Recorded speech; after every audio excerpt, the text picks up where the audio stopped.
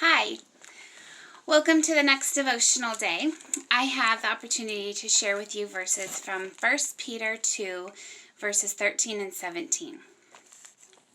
Submit yourselves for the Lord's sake to every human institution, whether to a king as one in authority or to governors as sent by him for the punishment of evildoers and the praise of those who do right. For such is the will of God, that by doing right you may silence the ignorance of foolish men. Act as free men, and do not use your freedom as a covering for evil, but use it as bondslaves of God. Honor all people, love the brotherhood, fear God, and honor the king. So when I first read this, I was like, politics?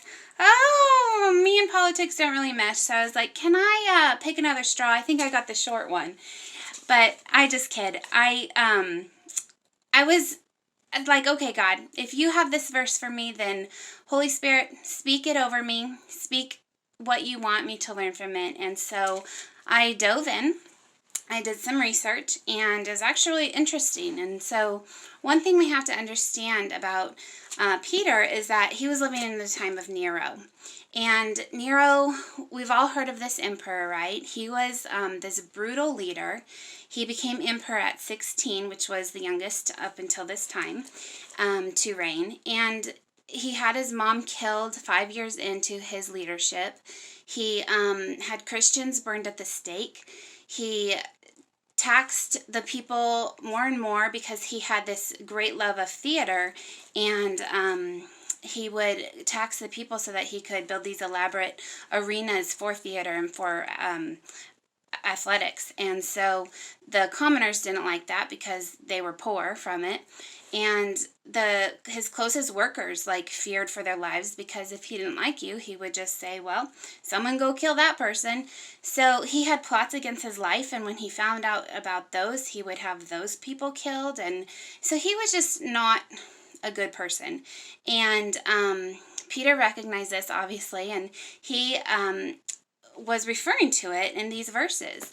And of course it's about politics on the surface, but when you get down to it, Peter went straight to the heart, and he was asking us to look at our own hearts and our own lives and reflect on the authority that we have in them, and how we are responding to those people in our lives.